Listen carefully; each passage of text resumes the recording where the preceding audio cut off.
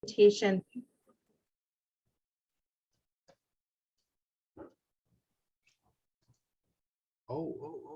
You start, Stephen. I know I'm getting to share the screen.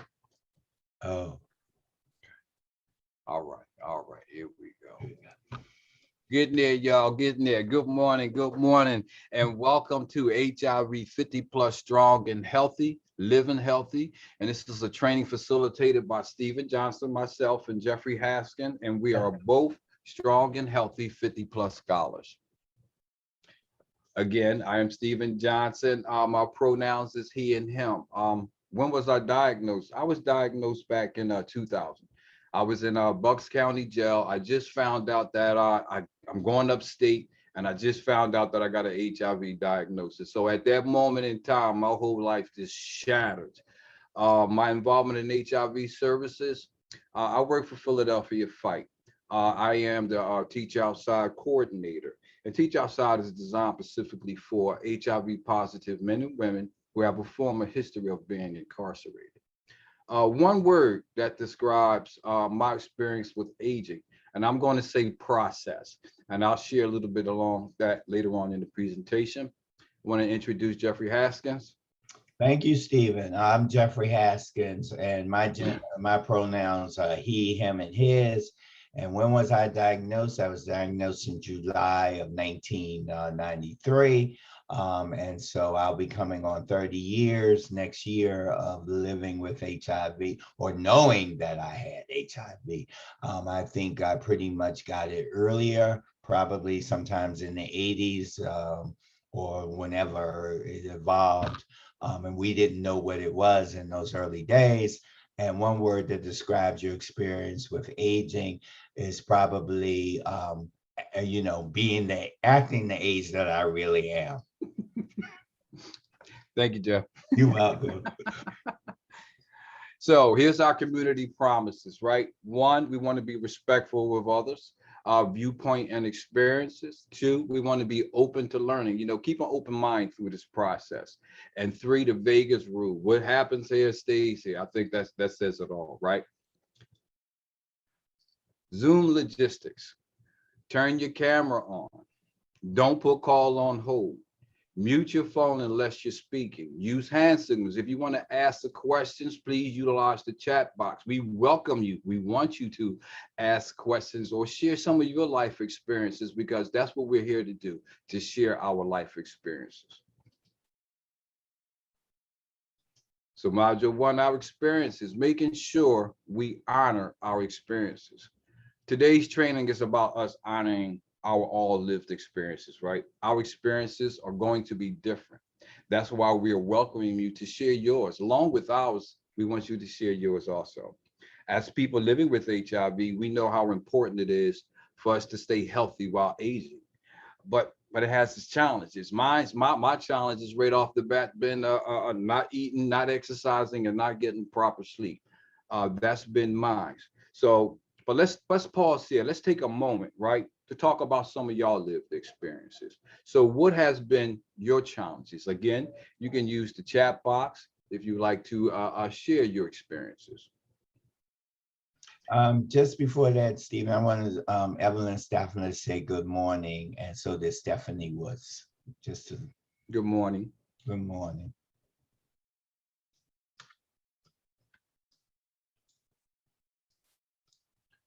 No response. No response as such. Okay. Aging, the good and the bad. In a word, what is it like to age with HIV? And I'm posing that to the group. What is it like to age with HIV?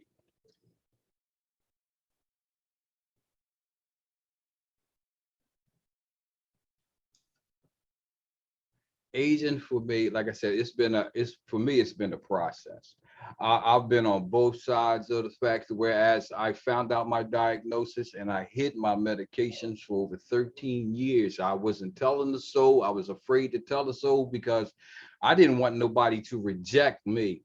So my great thinking was that I'm going to not tell nobody. And instead of people leaving me, I left people, so I began to isolate and I turned away from people. And my process, it was just lonely. It was hard. It was depressing. It was a long journey, but tables turn, and now I'm on the other side of the fence that I want to help other people. I want to share the knowledge that I have, the knowledge that I gained throughout my process, the difficult parts, the easy part, the happy parts. I just want to do what I can to help somebody else. We have a comment from Teresa Sullivan. Her lived experience with stigma and aging for her has been a blessing, and because she didn't think she'd be here today. Mm, mm. Thank you for sharing that, Teresa. Appreciate that. Yeah, stigma has been, we talk about stigma, and that's a good point, because it's that internal stigma. For me, that was my biggest struggle, to internalize the things, my self-talk, what I was saying to myself, and the things that I was saying about people before I got diagnosed. I was saying some horrible things about people that had HIV then. But when it was my turn at the wheel, it was like, no, because I said all these things and how I felt about people. I thought all those people was going to feel that same way about me. So I just thought that I wasn't going to make it neither. I just thought that I had a good 5-10 years in, and then boop, it was over. So aging, the good and the bad. Everybody ages. Some of our experiences might be common to all people as they age. It is also important to recognize that aging with HIV may have some differences. We will all have different experiences. So let's talk a little bit about the good, right? What is the good? Successful treatment routines have allowed for the life expectancy of people living with HIV to be comparable to that of people that are living without the virus, right? Powerful HIV drugs are allowing many people to lead longer and healthier lives. Advances in developing HIV drugs have successfully kept people's immune systems healthy with fewer side effects and fewer pills than back in the 1980s. Talk about the 1980s. That had to be a rough time because people was taking, I would assume, between 20-40 pills a day. Some people might have been taking more.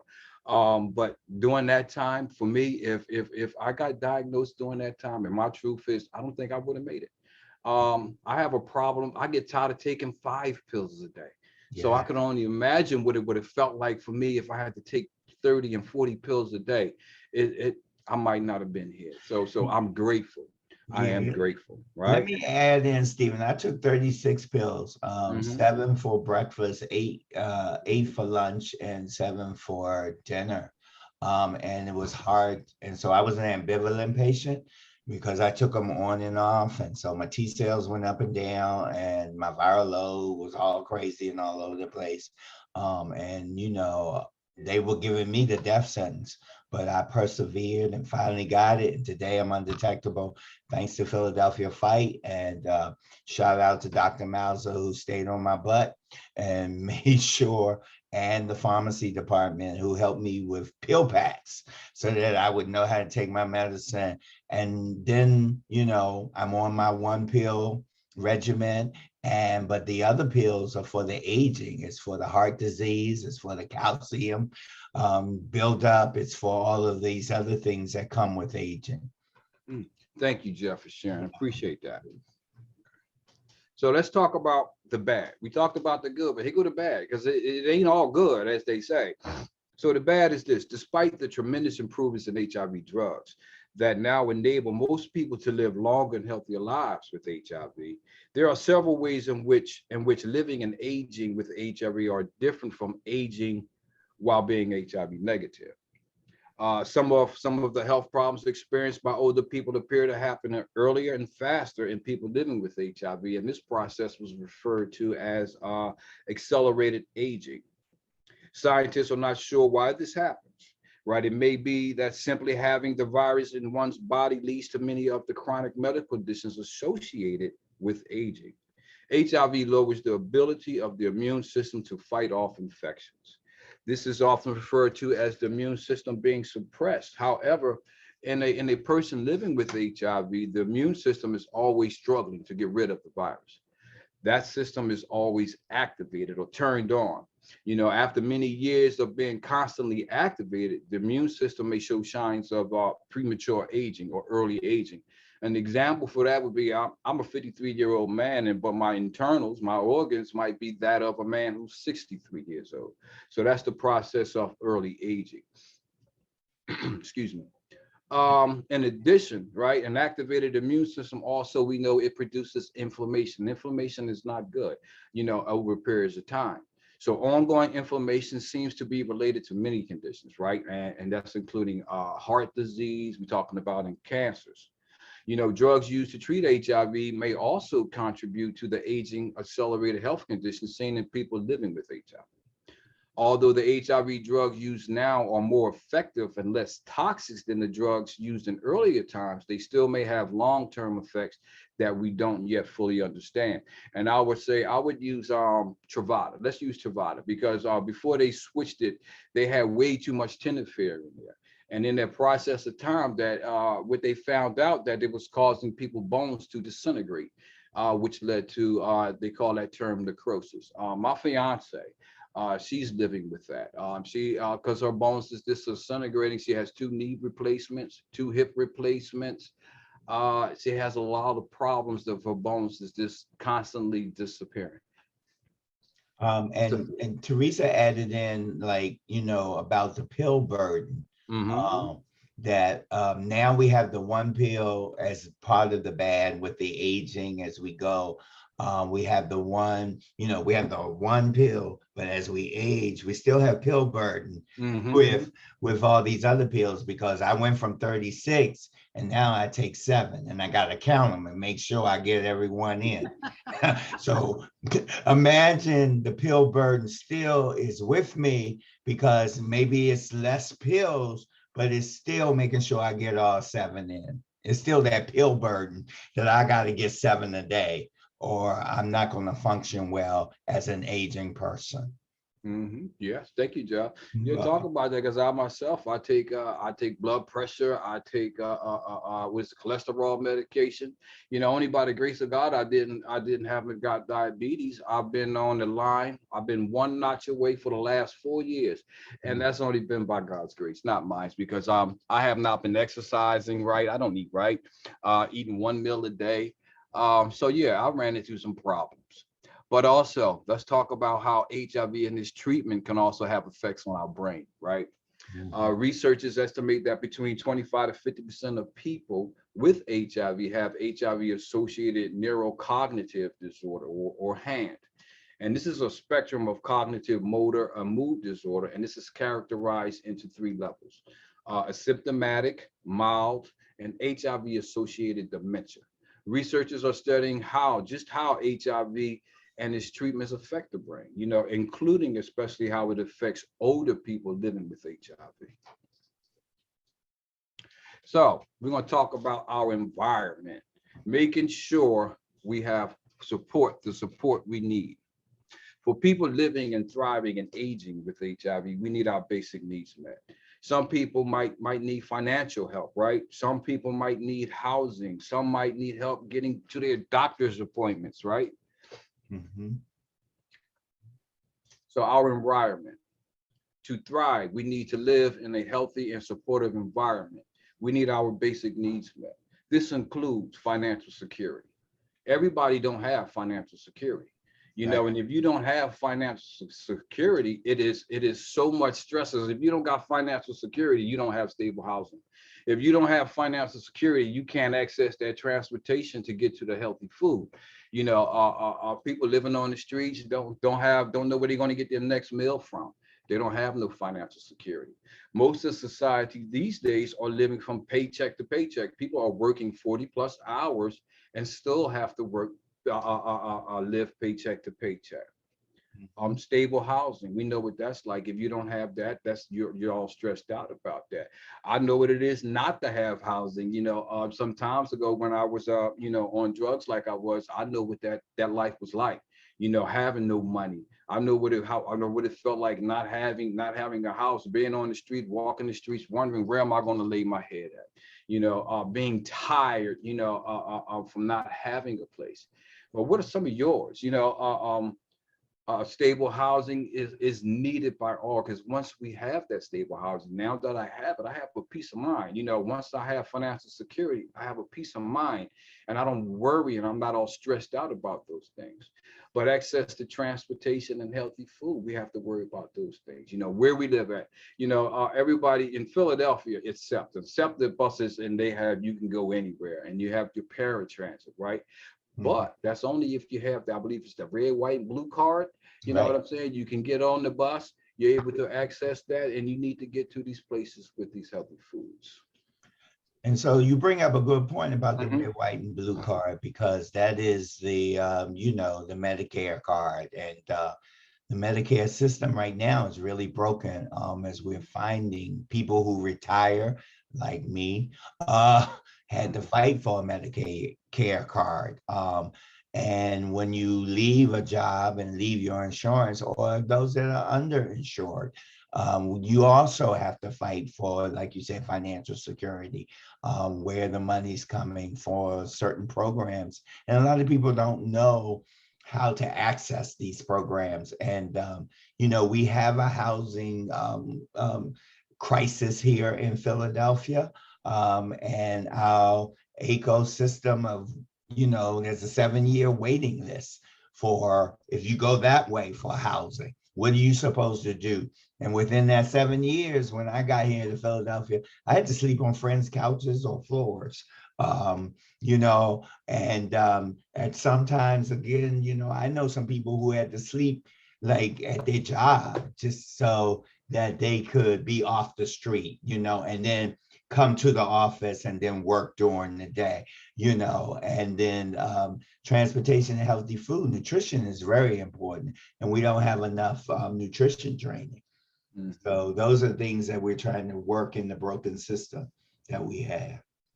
And Hey, Teresa said, as I'm aging, my concerns are retirement, financial security. yes, thank y'all both for sharing that. Yeah, what we're living at today with all this inflation and stuff. I know I'm concerned.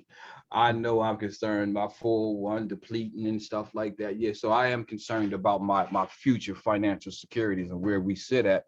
But also, let's not forget about the tent villages and stuff that they have all in Kensington when we talk about stable housing.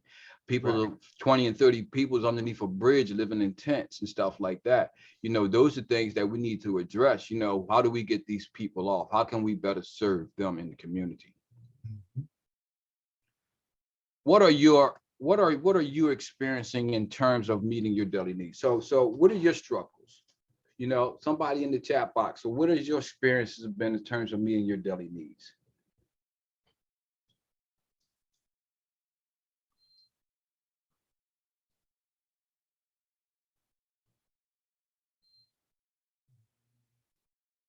Didn't get a response as of yet. Okay. So maybe we should say something. Okay. So Okay. so what are your experiences, Jeff? Mine is isolation, because of COVID. Um, the shutdown really impacted my psyche and my mental health, even though I get therapy every week. It took my therapist to tell me to go outside and get some sun after 10 days of being locked in the house and feeling the walls close in and feeling like I had no purpose no more. Just doing this work, virtually, and I'm learning how to do that. And I prefer to be in person, and just being locked away. No, because I live alone, I ain't got no pets. I ain't got not, I just have plants, and plants can't talk back to you, but at least a dog or a cat can purr or bark and have a conversation. And I got totally isolated, and I never felt isolation before in my life. So basically, I had to go and sit on the stoop every day to get back to me, because I was paralyzed, sort of in a mental health way, because I couldn't think outside the box, and the box was the apartment, the four walls. I was trapped inside. And once I started going outside, then my daily need is I need daily contact with people. And that's important. And somebody just put something in the chat. Let me read what they got.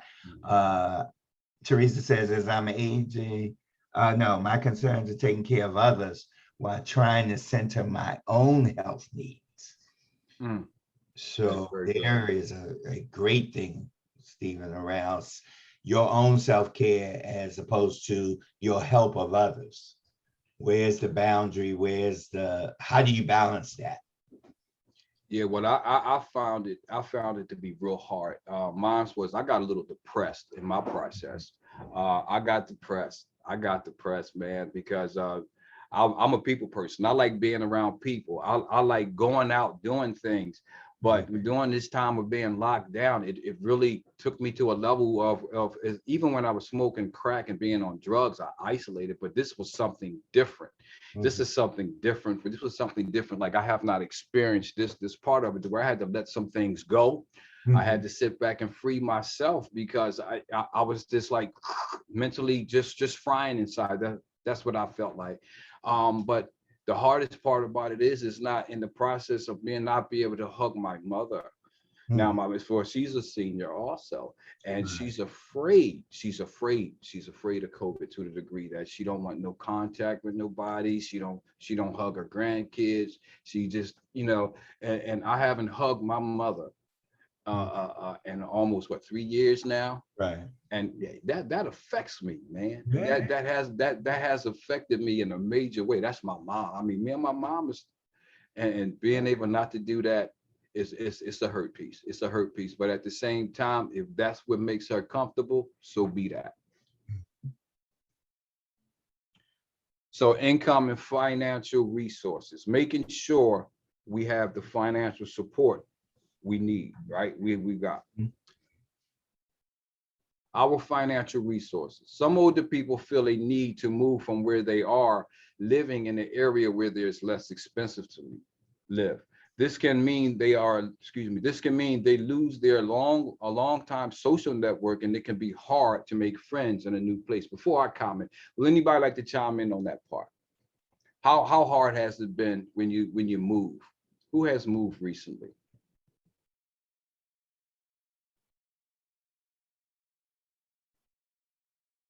Doesn't seem like anybody's moved really. So Okay. you might want to just comment on what you were thinking, Steve. Okay, so financial insecurities, right? They don't happen only to the individuals, right? 2/3 of all Americans are living from paycheck to paycheck. As we talked about earlier. We see people working way beyond 65. Some people would like to retire at 65, but nowadays they can't. And some, not because of just inflation that we now experience, but some people just haven't made enough money to be able to do so. So what concerns do you have about money? Anybody have concerns about money? Let's see. I know if they don't have no concerns, I got some concerns.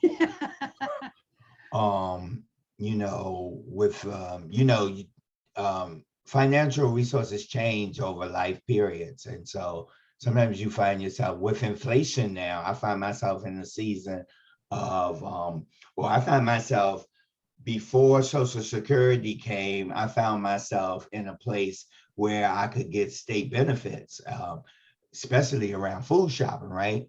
I had my benefits card, my EBU card. And as soon as the Social Security came in, they were like, oh, you ain't poor no more. you above the poverty level. Well, from a person that used to work 9 to 5 and make a certain amount, and then what Social Security is giving me, that's a decrease. And so that means that I have to spend extra without the food card. Now I have to spend 100% on food, as opposed to maybe where I was spending prior to Social Security coming in around, 20% on food. So there's an 80% jump in my food bill, and I have to eat. I have to eat to stay well. I have to eat to take my medicine. I have to eat to be sane. I have to eat to be secure. I have to eat to be safe and feel good about myself. And so that is where, financially, I got to juggle. And so I'm back to where I was, back with HIV in the beginning, back with SSI, and feeling like, okay, you've done this, so you got to do it all over again at this later stage of life. But I don't have the same energy when I was younger that I have now, 50 plus. And so there's some other people too, Stephen, that want to chime in. Okay. See who we can get in here. So we have, I want to enjoy life and not work till I'm 70 years old. Yes, we will be able to pay my bills when I retire and not work to 70 years old. I want to enjoy life as I age. That was from Miss Teresa. Thank you all. Okay, but we also need to remember, right, that we are human beings, right, and by nature we are social creatures, right. So our connection to others enables us to survive and to thrive, right. The lack of it causes some problems, right. Yet as we age, many of us are alone, or more often we're younger, leaving us vulnerable to social isolation and loneliness and related health problems such as cognitive decline, right, depression, and heart disease. Oh, and let's not forget anxiety. Oh, yes. The stress of the daily living develops a lot of anxiety and response. And I know that in the next section, in one of the sections, we're going to talk about mental health, but just the day-to-day living anxiety. Now we have gun violence. Where do I go? What street do I go there? Where have the reports been, where the shootings have been? Like, I know I don't want to be around Temple University because there's been more shootings and more robberies and more car thefts around that, around where my family is in North Philly. So I have not gone to visit them in the last 3 years for safety concerns. Thank you for sharing that, Jeff. Yeah. Thank you. So what are some of your concerns in terms of money? Mine would be, I don't have enough of it. Okay. Hands off to that one. I need more. I need more because life shows up, bills show up, what I'm saying? And I'm finding out that, hey, I'm going from paycheck to paycheck. That's where I'm at in life. So for me, my concerns, I just don't have enough. And I would like to have some more. So what are some of y'all concerns about money in terms of money? Is anybody else struggling? Do you have plenty? What is your terms? What is your worries?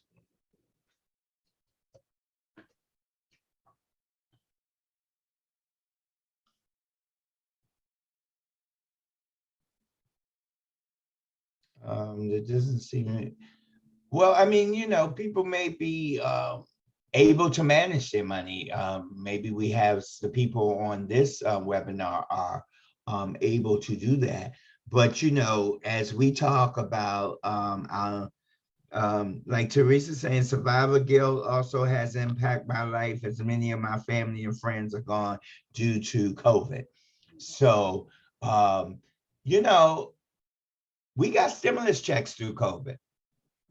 So my savings account looks good, but I don't want to touch it because I've been told always save for a rainy day in case a tragedy happens. As Teresa saying, through COVID, a lot of people left life and didn't have insurance.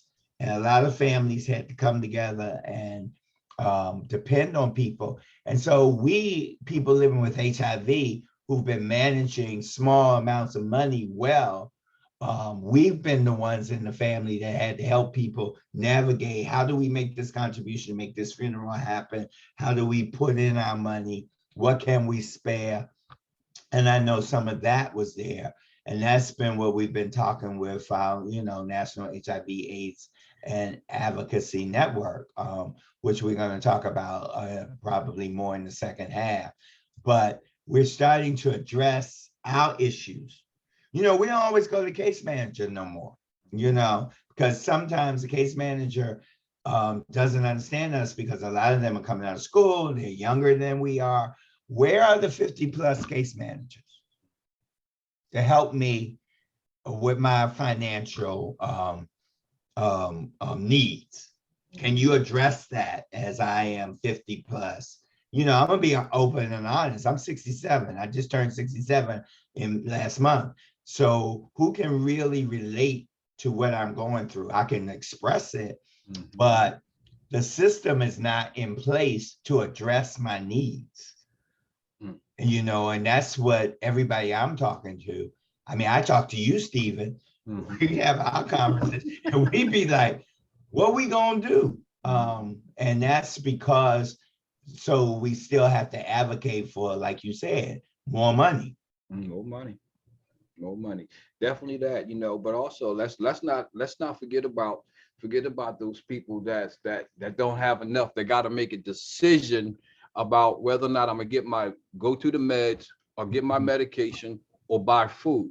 You know, some of us are in positions like that. Some of us have concerns like that I just don't have enough money because I gotta decide. I gotta either rob Peter to pay Paul, you know, or do I gotta sit back and deny myself this treatment or this thing that I need over here because this is more important at the time, you know, because some of us are living like that, you know. Yeah. And somebody put in the chat box, like, if I have to make a choice between my health needs, where for my geriatric issues, where are the providers who can help me make those choices and say, you don't have to choose. We have these options for you. Now, I know Jefferson University, Jefferson Hospital University, which is close to us at Philadelphia Fight, are really addressing the geriatric projects, because when I go on different webinars, like with Elders Initiative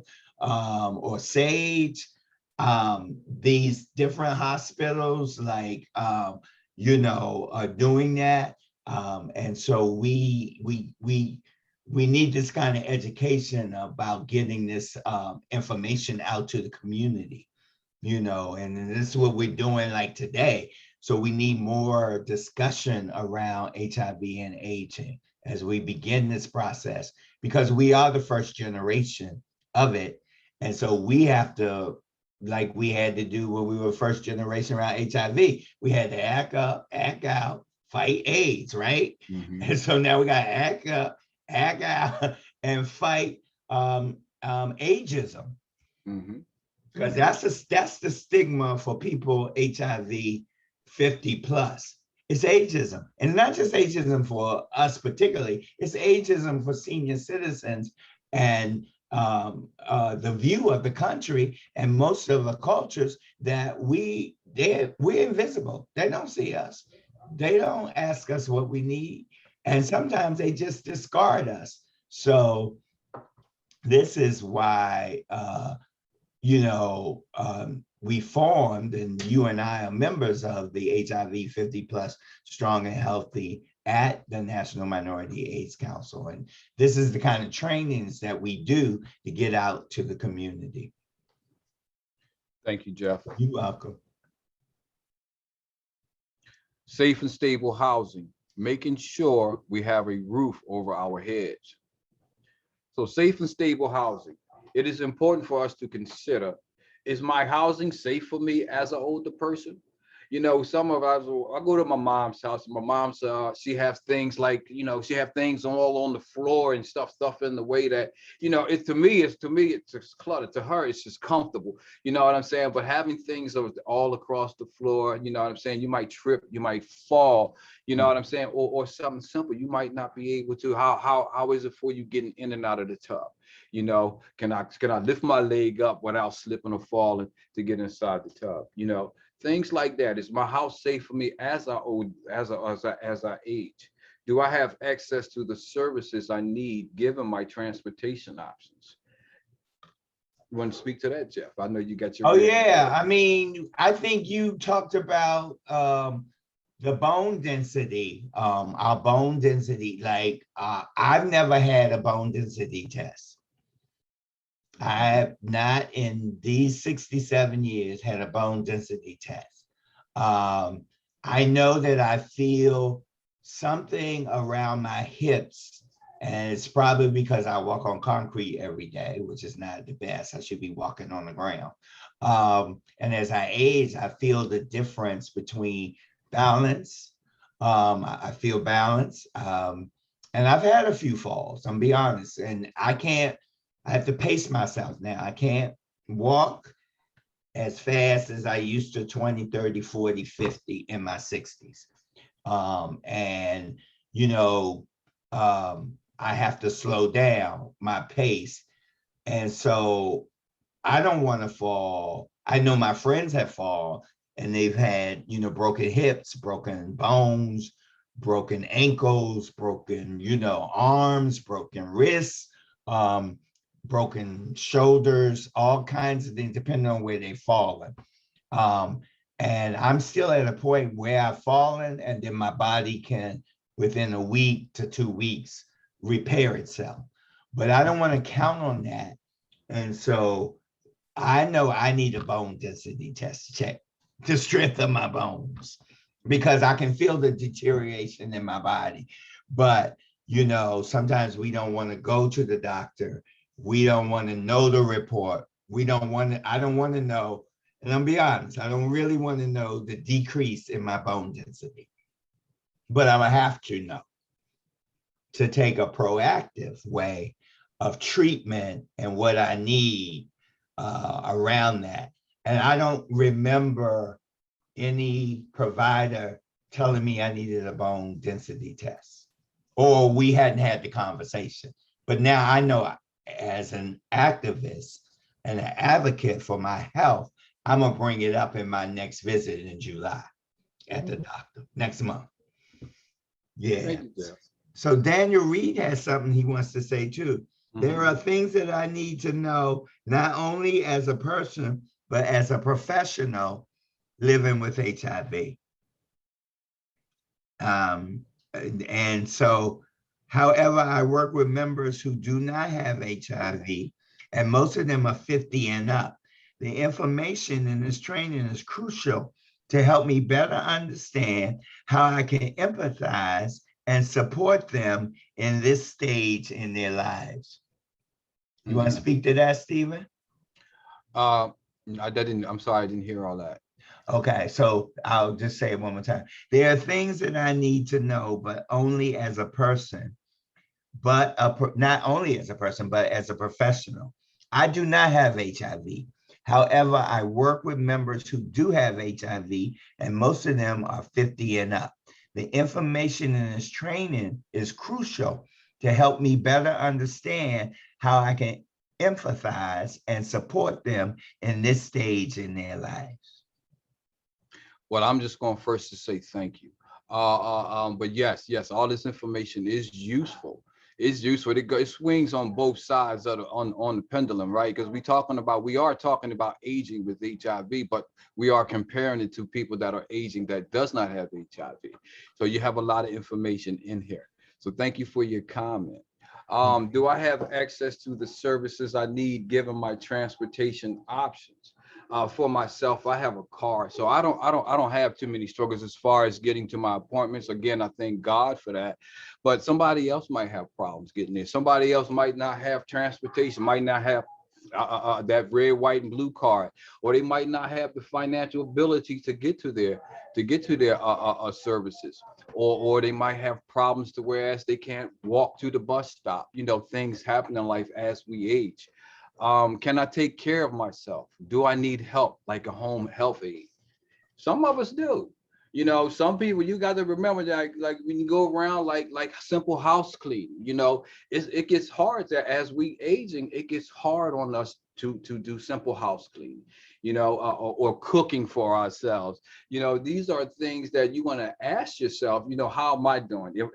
Can I still clean my house like I can? Can I still cook for myself? Can I still take care of me, by keeping my hygiene up and things to that nature, my personal health. So what resources are available to keep in my home? Jeff, I'm gonna pop that one to you. What resources are available to keep in my home? Well, I mean, I know, like you said, like the question above you, a home health aide. Uh, if you want to stay in your home, you got to ask for help. right? Because I think about my housing situation. I have a good landlord. I think about the housing situation that something that just happened to me last week. The fire department came through the block, and we had a fire where several adults and children were burned because um, they did not have a smoke detector in the building. And they came and they knocked door to door and said, "Do you want a free smoke detector?" And my smoke detector had broken, and I was supposed to replace it. And when you got a million things to do, that's not the priority item, but it's a priority for safety. And so they came in my house, replaced that one that I didn't replace, and then added another one in the back part of the house. So I'm covered from the front to the middle, from the middle to the back. And I know every time I fry chicken, if I don't open the window, smoke detector don't go off. And as a senior, I'm gonna remember the times I boiled water and I went to the living room from the kitchen and the smoke detector went off because I left a pot on the stove and it burned. So those are the kind of things, those resources, the fire department, working with your gas, electric, the water department about making sure when we talk about finances that you on the programs, that save you for paying out of your limited fixed income place. And making sure that you make a decision legally about whether you want to stay in your home for the rest of your life or you want to go in like a group home, which one of my parents went in, or you want to go into a nursing home, which my other parent went into. And so those choices is right based on where their health was. Like one parent could not take care of themselves. The other parent could halfway take care of themselves. And then an elderly aunt could live in the house to the day she died because she was mobile until 88, to that last year. And so these things, you look at your own family way that they have as they've aged and their quality of life in their last years of their life, you get a lot of information from that. And so we got some other people. You want to chime in, Stephen, or you want me to go to the chat? Oh, well, I would just, the last thing that I want to chime in as far as, let's not forget about that medical alert, Chris, that thing that go around your Oh neck yeah, for the medical. seniors. I think Yeah. that's what my mother has that. And that's great, because my mother, she lives alone. You know what I'm saying? And I'm glad that she has that, you know what I'm saying? Because if she falls or something, she has her thing, she can call and get help. I'm like about a half hour away from my mother. But if she can get somebody to it in a fast period of time, I think that's a great thing. If you're living alone, that's something that you also might want to consider. And also having like alarm system is great also, because that frees you up. That connects you directly to your fire, to the police. It's a great thing, Jeff. Yeah, and the chat just for Daniel's question, Daniel said, he's helping people. He's a professional. He's working with people living with HIV. And we do, Teresa put in the link for the Frontline Teach application for several of you that are on this webinar and you need some support. How do you help people living with HIV was his question. If you're not HIV positive, you're HIV negative. And so we have the Frontline Teach. And of course, we at the end of this are going to talk about all the Teach classes that are available. So we just want to let you know that too. Thank you so much. Meeting daily needs, food and transportation. So food and transportation, how far away are things you need? Where are the stores you need to access? Some of us live what we say, we got the rural. I'm not going to even go there because that's on the next slide. So I'm gonna just step back from that. Mhm. But so how far away are things you need? I'm gonna pose the question to the group. How far away are the things you need, and where are the stores you need to access? I mean, do you have a problem getting to the stores? I mean, a lot of us, some of us can't, like I said, can't get up and walk to that bus stop. Things are changing. So what are some of y'all issues? Anybody else have any issues out there?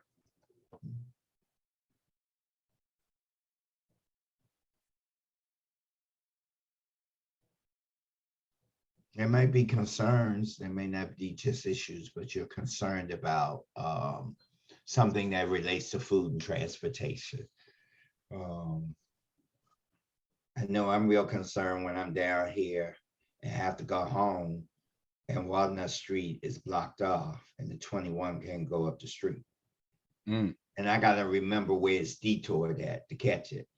The other day I didn't know where the bus was coming from. I knew it was gonna come on Broad Street and turn back on Walnut, but it couldn't come through from 11th Street to 15th Street. So, you know me, I go, okay, I'm gonna go up to 16th Street. And as soon as I start walking, the bus turns on Broad to Walnut and I see it. And so I see another bus stop a block away.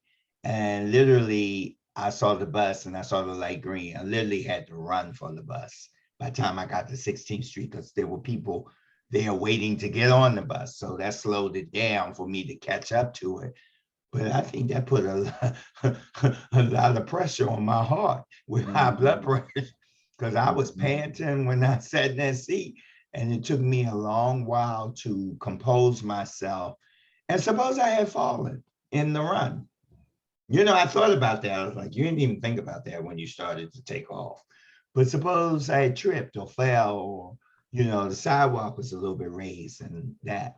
So that was a concern for me going forward. Like, you got to know where you got to be before you travel with transportation. Because anything can happen, if there's a police action, the bus got to be diverted. Or if there's a subway, they're going to tell you it's diverted. And so these are actions you think about. And like now I know to check SEPTA on my phone before I go out, just so I'll know. But we also, when we talk about that, other struggles is that, it's other people, some people, we got to be safe going down the subways because you got crazy people out there. And it's just that's the world we're living in today. A senior was just pushed down the steps, not to throw nothing bad in, but just to say that these are concerns that do happen, so some people with their transportation, how they get into their food, they can't get to it because they're afraid to leave the house, or they're afraid to get on that bus or that train because they thinking that something might happen to them, because of those fears, they can't get to their food, not because they don't have the means to get there, but because of the fear. Let's not forget about that, because it's not like when I was younger, we used to help seniors and stuff like that there. Yeah. The generations and the generations of the day, they can seem like they can care less. So I get that, some of us might be just afraid to go to these places and stuff like that to get the food that we need because of fear, not because we don't have a car, because some of us have cars, but we won't go because we think somebody's gonna snatch our pocketbook or rob us or do us some harm. So these are real concerns for some people. Yeah, and just to add, there's Teresa added in the chat the concerns about us in the bathroom, bathroom slips and falls in the shower and the bathtub. We do have to have the railings put in. We do have to have, those mats that grip the floor and hold your feet so you don't slip and slide, or those things that you can fall proof your bathtub, fall proof, your floor in the bathroom, because you can slip and hit your head on the sink or the commode, and those things, and you can fall in coming through the door if there's uneven flooring. And so those are things, and Transportation can be an issue for some people that don't have a car, and it may be difficult for them where they live because public transportation may not be. What about if you live in the rural area? What about you live in the suburbs?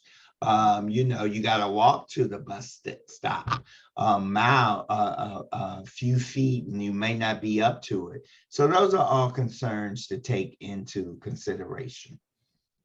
Thank you, Jeff. You're welcome.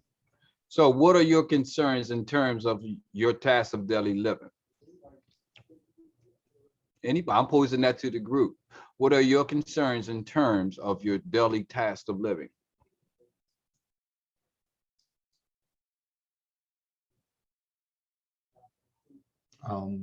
We don't have anything in the chat so far. How we look on time? We're at, Sue, we got about 40 minutes left. Okay, so let me slide a little bit. Where we live, urban, suburban, and rural, with the cities and the suburbs and the countryside, right? It all depends. So where we live, urban, suburban, and the rural. Urban is your city, suburban is on the outside of the city, and the rural is on the outside of it all. Right. So that's a good way to put it. I was going to say urban is city, suburban is the suburbs, and rural is the country. There we go. There we go. So where we live impacts the services available and how we can access them. It also impacts how we live. For an example, living in a rural area can be isolating, and there may not be many services available. Like Jeff said, some of the things are a little further away. Further away.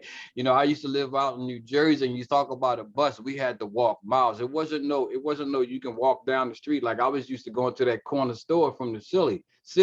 But when I got out there into the suburbs, it was a different story. You had to walk a mile or two to get to the store if you didn't have transportation. So it was a struggle for me, and I was a young man. I was a young man at that time, but getting to those places was a little bit harder in the rural area for me. So what happens if you lose your driver's license? What happens then? What happens if you lose your driver's license? You gotta find out what kind of public transportation you're gonna have to take, because you can no longer drive. You're gonna have to. You can get somebody to drive you that has a license. Use Uber or Lyft. You have other options that you're not. So what I'm saying is, if you lose your driver's license, you're not stuck. You're still able to move around. You're still able to get to different places. You just have to go a different route to do those things. So what transportation services are available, and how do you pay for them? Does your health plan cover them? And let's talk about the paratransit. Jeff, you can talk about that a little bit better than I can. Yeah, I mean, there are, depending on, does your health plan cover it? That's the extra benefits that people get, whether on SSI, SSDI, or on Social Security, and they will cover. And then there is, the CTS people who will pick you up and take you there. And you have to sign up for that, and that is your doctor usually writes that you need that, and you have to schedule it, and you can't be calling them last minute saying, I need to be at my appointment within an hour. You got to call them in days ahead of time. So there is a way in the system that can support you in getting your transportation needs met. They're better in the city than they are in the suburbs, and they're better in the suburbs than they are in the countryside or the rural areas. And when we say rural areas, we're talking about places like Allegheny County, upstate, where the houses are more spread. You don't have a neighbor 2 or 3 feet up from you. In the city, we live in row houses. Your neighbor's right next door. And in suburbs, we live with a different plots of land space where you can walk next door a few feet to your neighbor for emergency help. But in a rural area, there are large distances between house to house. And so in the case of an emergency or transportation, and you can always call 911 because they can give you information that can help you with your transportation needs. If you are in a situation and you really need to get to the doctor, 911, they will send the ambulance. And will your health insurance cover the ambulance costs? Because it costs for the ambulance to get you from home to hospital. And so those are things you can ask your health plan. You can have a conversation with them and you can look through the health plan book. They send you a book every year of what they cover. And so those are the kind of things that can help you in cases of emergency and cases of just general routine of getting to the places you need to get to. Thank you, Jeff. You So welcome. if I use public transportation, how long will it take?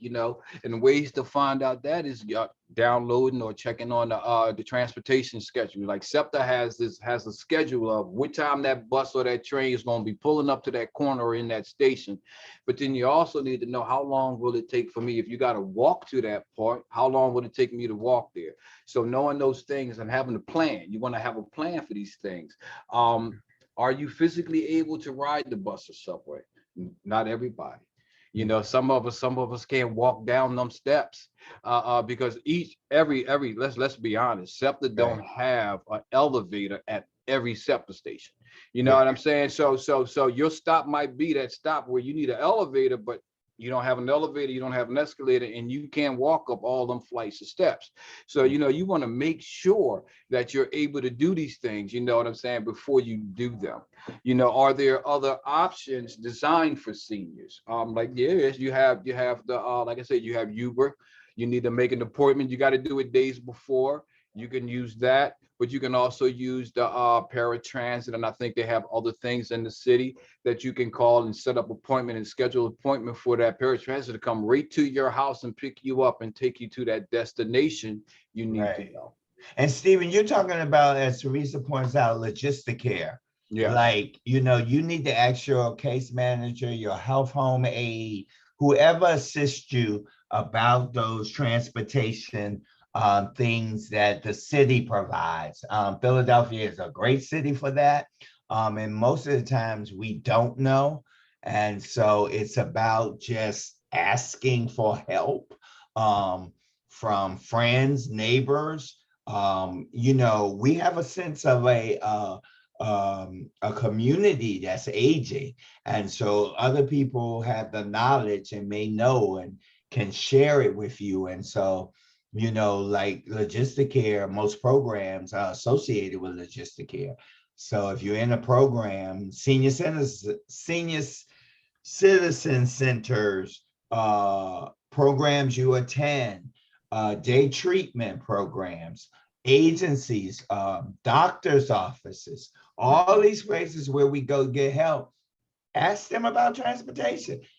I don't know. Can you tell me how I'm gonna get home from here? Yes, we can give you a key card, but sometimes, you may not be able to stand on your cane at the bus stop waiting for that bus that may take 30 minutes. So maybe we need to get you, a car or a Uber or a Lyft or whatever means we can get you home sooner than later so that you are comfortable and it helps you with your treatment and it doesn't harm you in any way. So those are good things to bring up too. Oh, thank you for that, Teresa, with logistic care. I forgot about that. Yes, thank you, Teresa. Thank you, Jeff. So technology and social media, literacy, everything is moving online. Are we ready? I'm not. It took me a while. I still got a laptop in the box from Mac. I haven't set up yet. I know I'm not ready. Yeah. So social media, everything is moving online, right? So everything is moving online. Are we ready? Do aging people with HIV have tech savvy accesses needed services? Do they have tech savvy access needed services? For me, I don't know. I just don't know. Do you know, Jeff? Do they have any services for us seniors? Well, I mean, I think For we should tech talk. wise. We can talk about Project Teach. You do know, Stephen, what Ah, we've but done. that's a It's a different deal. perfect example you have used in your Teach Outside classes, and Mhm, we've used in Project Teach and Women's Teach and Youth Teach, mhm. that we have been able to use um, our Learning Center and our IT, and to purchase laptops so people can, I mean, purchase tablets so people can be online, and we train them and we do that and we support them, and we have a lending library. And that is not every organization has that, but there are programs like Comcast and other programs that are trying to fund this and set this up. And so there are,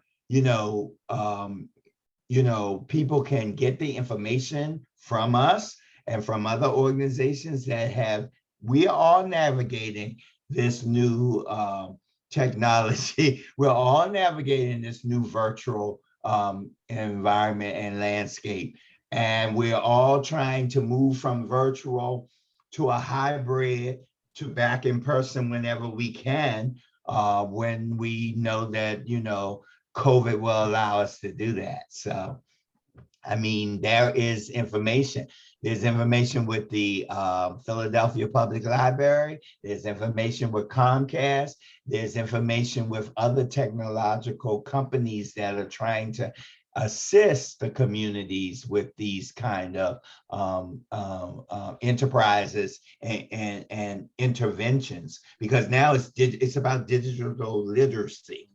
And so fight, under the education department and the learning center that we have, where I'm sitting in now, has made a great progress with keeping our participants connected with that. And I just think that's a great thing. And that's what Teresa said at the community, CPLC, we have computer classes coming back soon. So we will have technology training. And so that's something we're planning. We're starting with from July to next June. Like the fact that we have teach expansion project. We have a teach expansion project that we're trying to get these classes that we have into the state of Pennsylvania and even on a national level. We're moving it to be available for everyone. So Well, that's something. thank you, Jeff. Well, I would speak for me. It's been a struggle with this Mhm. technology thing. It wasn't a part of me until I came here, and then it is accelerated during the lockdown. To as to say that, yeah, I had to learn some. I had to pick up and learn how to do some things now because the Oh, world has yeah. definitely changed. Everything is online. You know what I'm saying? And if you don't have a smartphone or if you don't have no internet, you have a problem. You're not connected. And a lot of us, as seniors and aging, we don't have internet in our home, or we don't Right. have cable in our home because we haven't came from that. So a lot of seniors lack to have the access to the internet, in their home, and access to devices such as a smartphone and an iPhone.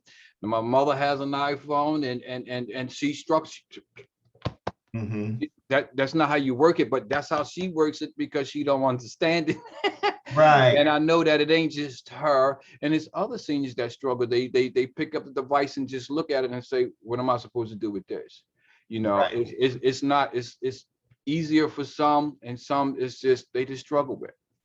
They just struggle. So emerging issues, telehealth. Do you want telehealth to go beyond COVID? Anybody? Do you want COVID telehealth to go beyond telehealth? I have not experienced telehealth. I was fortunate that when I had to go to see my doctors, I went in person. They were still seeing people during COVID. So I have not experienced telehealth on that degree for me to speak to it. So, Jeff, have you experienced telehealth, or anybody out there in the group or the audience? What has been your thing with telehealth? What have been your experiences? Good, bad, or indifference? Yeah, I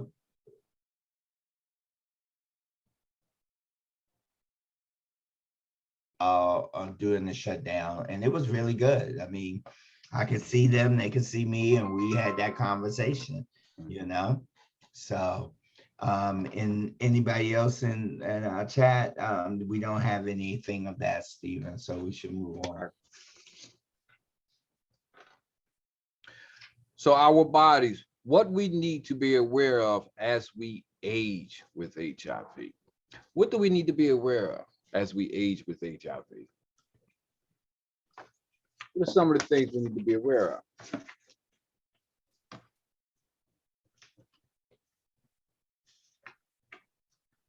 Well, we got to be aware of them comorbidities.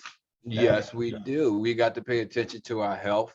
We got to know what's going on with us. You know, we got to pay attention to our sugar intake. We want to make sure we got to be aware of our blood pressure. There's certain things that we got to be mindful of as we age, because things tend to happen to us. So we want to be mindful of our things like our blood pressure. How's our blood pressure? How's our cholesterol? How's my bones?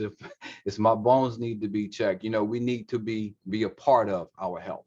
And someone said our sexuality lives. What about that? You know? What about that sexuality life? Yeah. Just because we seniors, that don't mean that we stop having sex. Let's just be honest and be real. You know, it's like as we age, we still want to get our freak on, as they say. But as seniors, we have to remember we must be safe. Do it safely. Get your freak on, but do it safely. Yeah. And so, yeah, that's it. Here we go. So comorbidities, HIV, and other conditions, our health is more than just the viral load. Jeff. Yeah. That is yours. This is from me now? Yeah. Okay. So, no, you got to finish comorbidities. Here we go. If you are a long-term survivor and been on HIV medication for a long time, excuse me, I can't see the rest of it. This can have an impact on your health. Long-term inflammation and drug side effects can cause early comorbidities like cardiovascular disease, liver disease, central nervous system disorders, renal and metabolic disorders, and osteoporosis.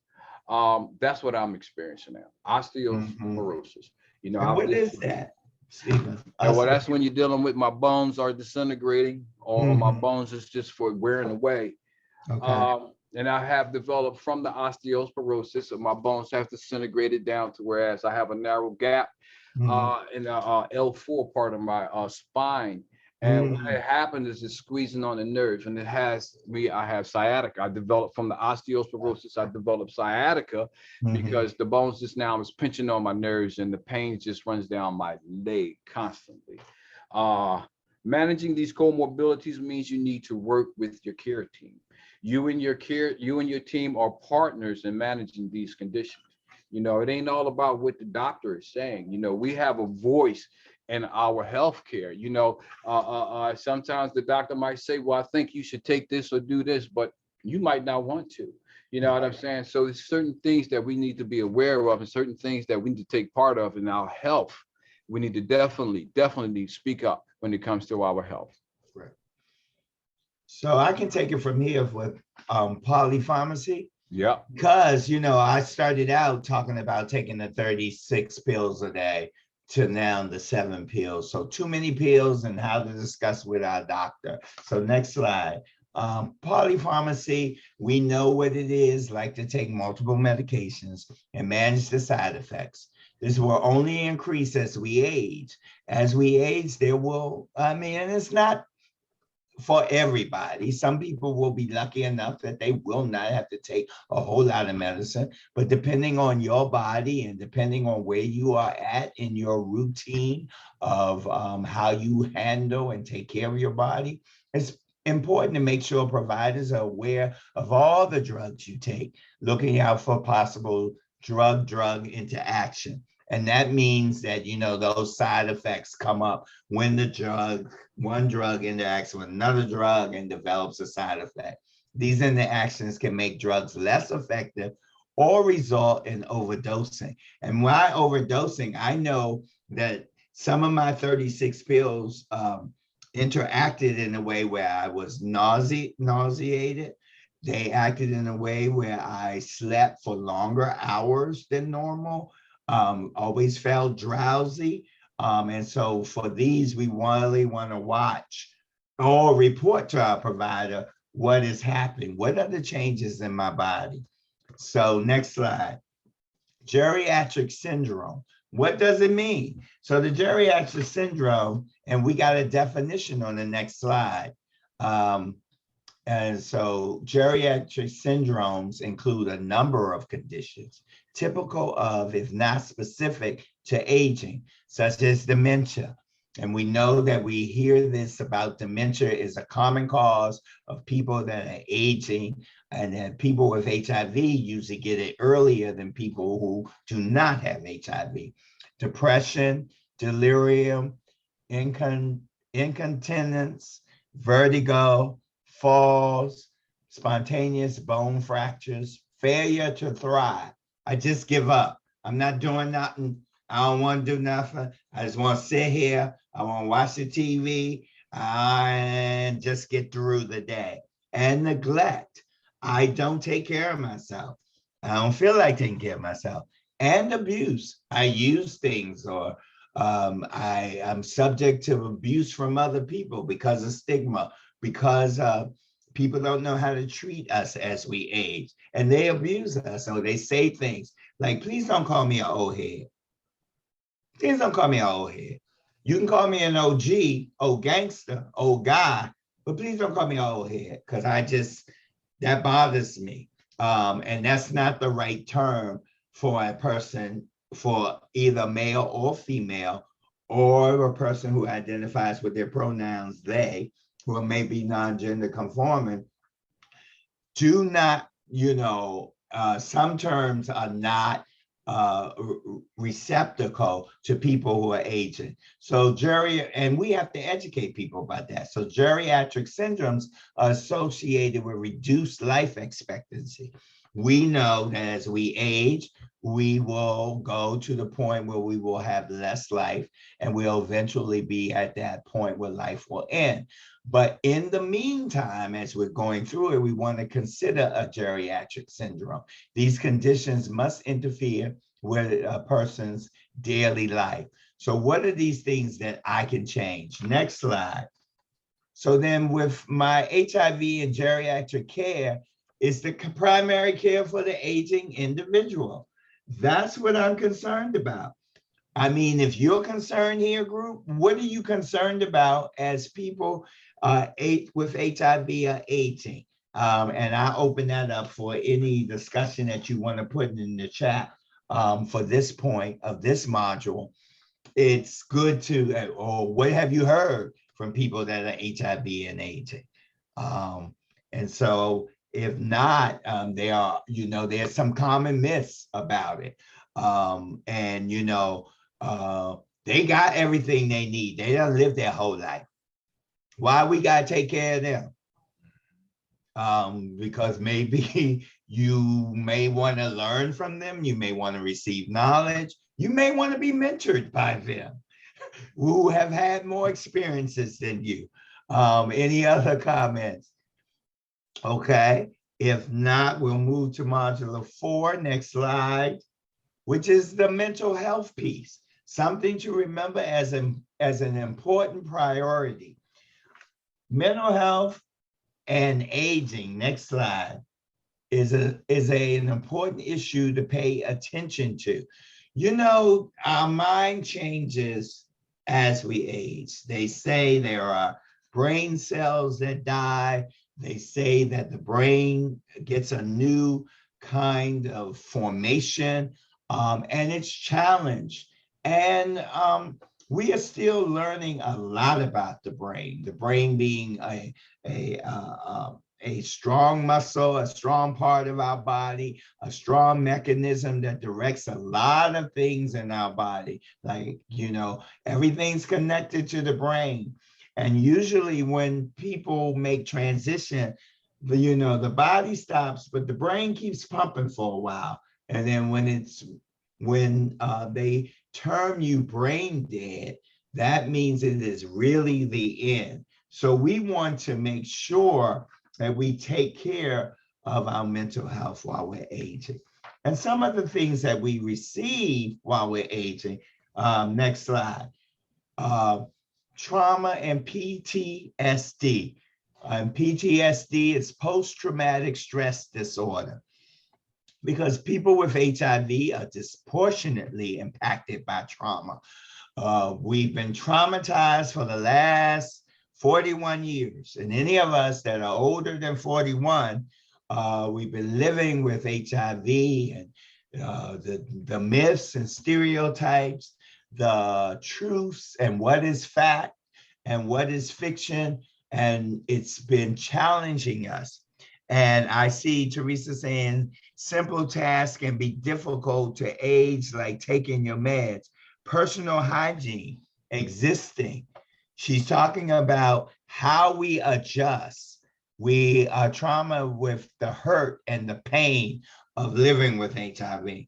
And it's okay when you deal with it yourself on a singular level, but when um, divulge and tell people that you have HIV, there's another kind of trauma or abuse that comes from other people who are not aware of what HIV is, and they've heard things and they've heard the trash talk, they've heard other people talking about it, but they're not informed.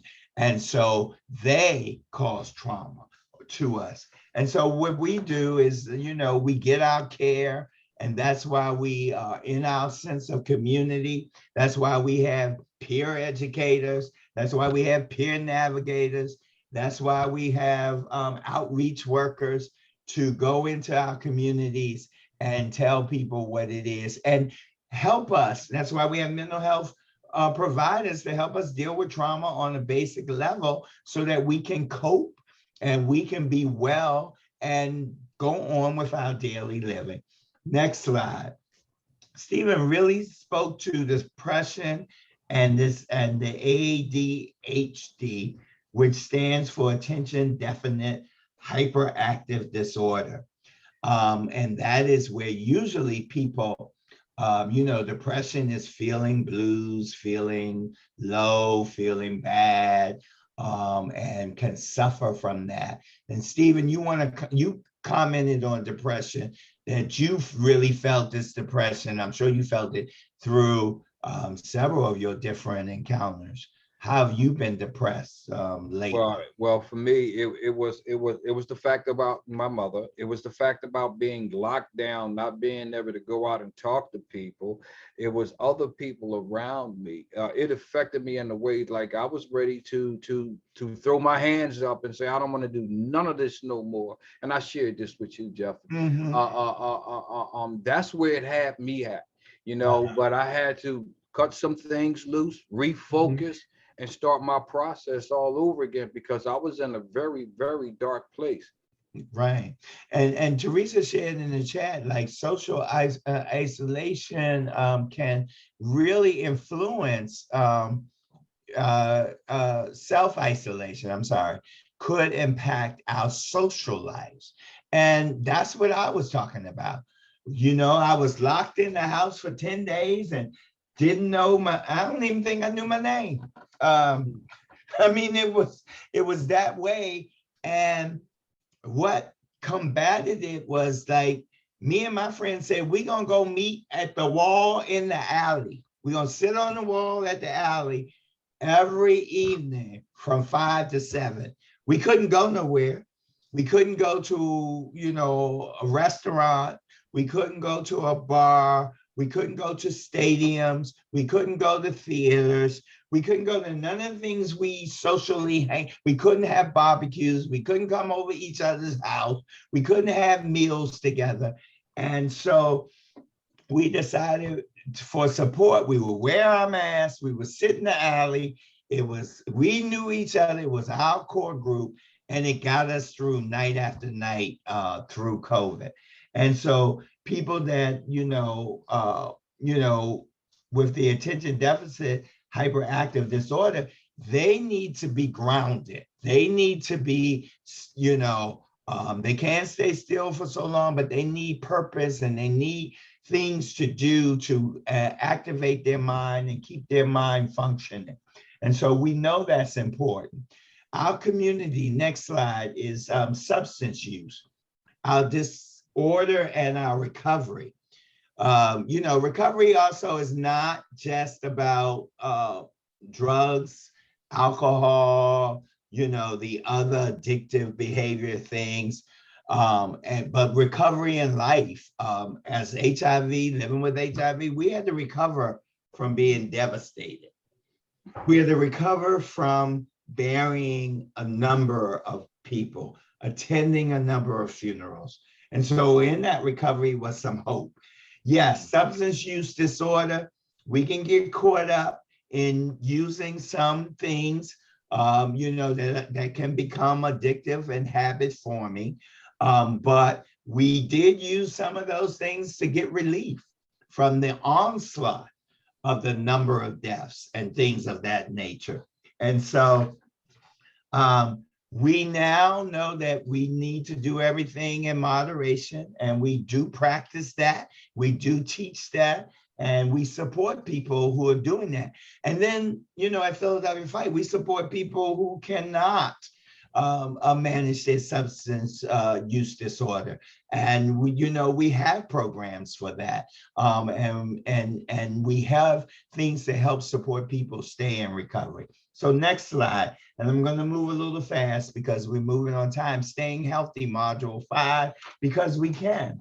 And how do we stay healthy? We just talked about it. Next slide, social activities and networks. We all need friends, and we all need to enjoy life. We got to stay on the positive side of, we got to stay connected. We got to stay community engaged. We got to be active with family and friends and colleagues. We've got to have conversations which keep us moving forward. We've got to be parts of networks. We've got community advisory boards. We've got boards of health centers. We've got social networks. We've got groups, and we've got all the things that we had prior to the HIV epidemic. Through the HIV epidemic, we developed new and powerful networks.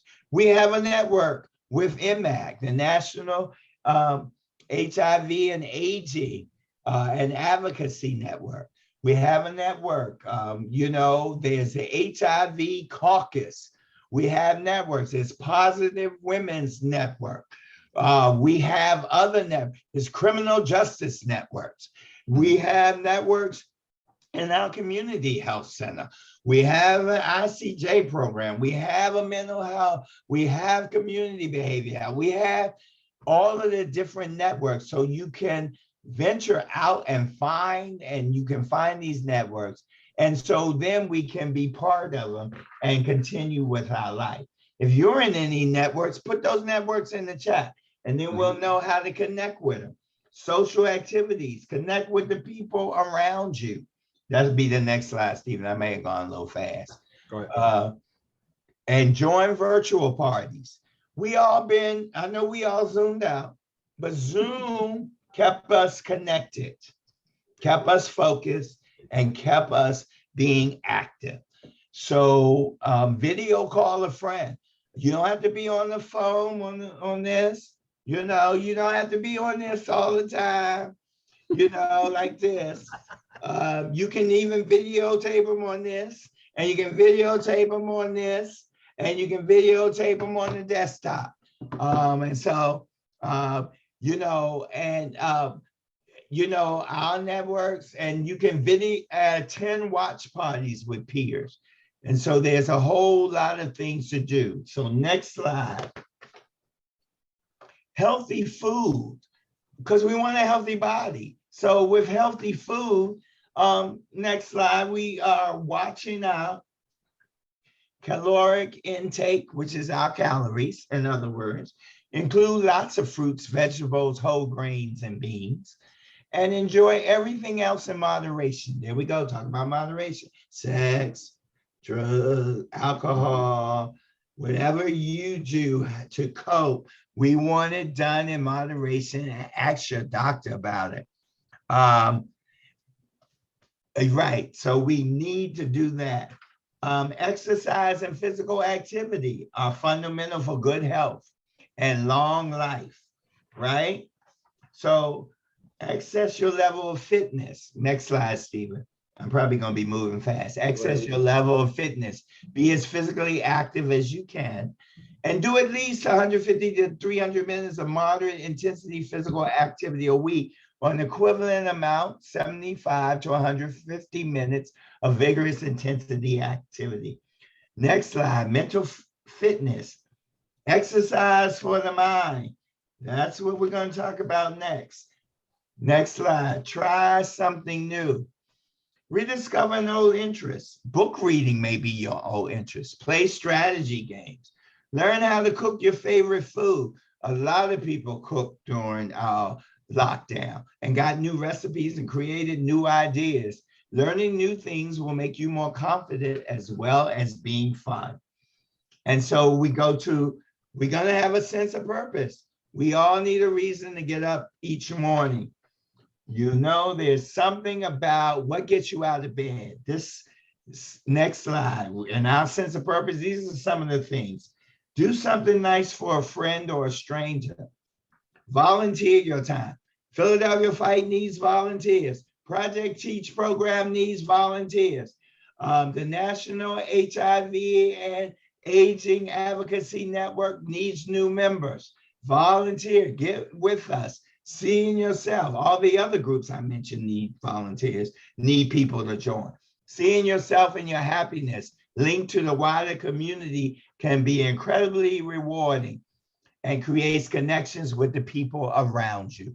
So be connected, stay connected. Don't isolate, don't be alone. Reach out, reach in, do those things, and that gives you a purpose and keeps you moving. Next slide.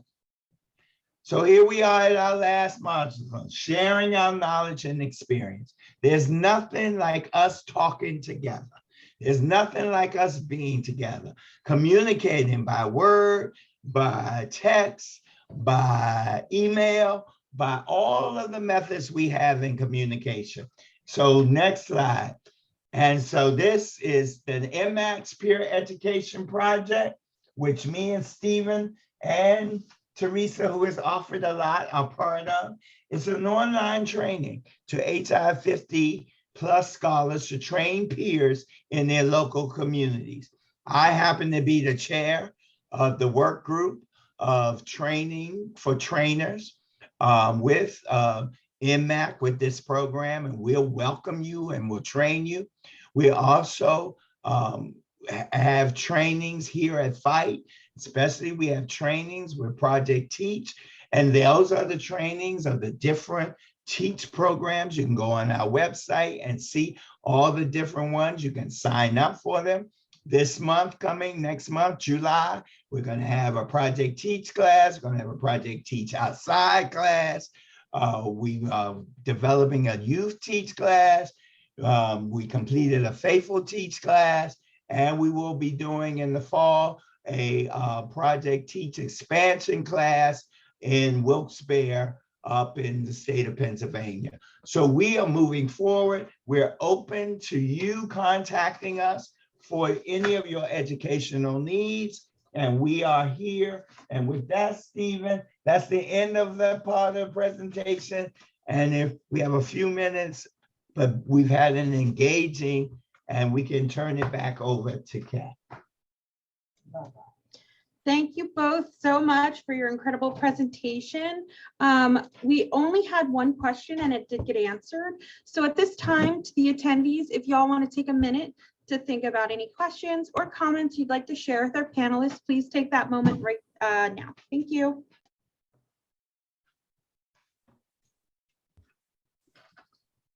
We have a comment that says, "Thank you both. This was an amazing presentation." You are quite welcome. Yes, yes. Thank you. Thank you for being here. Thank you.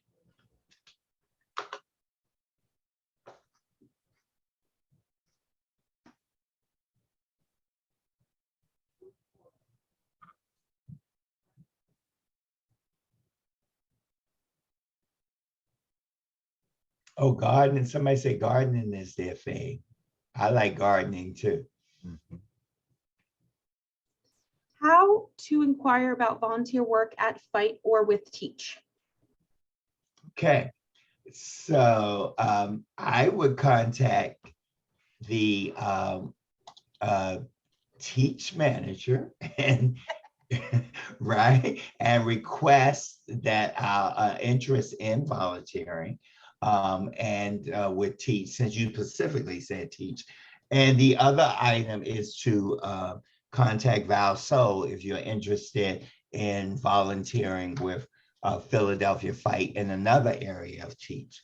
And so we should put the teach manager's name, which is Kat, who's here, Mhm. I'm and gonna that put Val's email as and well. Val's in the chat. And then that way you can contact them and express your interest and they can follow up with that. I just want to say I started out as an intern here at this program in the education department and built my career through with Philadelphia Fight. And Stephen, you might want to share. Yeah, I'll chime in. I started out as a peer educator here. I've done that for a couple of years, and then I was promoted into the teach as a classroom assistant. And here I sit now as the classroom coordinator. So I'm just going to keep moving. But if you put your foot to it and you keep moving, anything is possible. We have another comment that said, thank you. This presentation was very informative. As a new hire at ACO, I really enjoyed it. Thank you, Stephanie. Thank you, Stephanie. Thank you, Stephanie. We thank you for your support from ACO. Yes. All right, y'all. So that's everyone's questions and comments. I'd like to say thank you to our panelists for your thoughtful and insightful presentation. And thank you to all of our viewers for joining us today. And please join us for all of our upcoming presentations. Thank you, take care, be safe and well, and have a wonderful weekend. Yay! Bye, y'all. Have a good one. Thank y'all for showing up. Yep. Thanks so much. Bye-bye.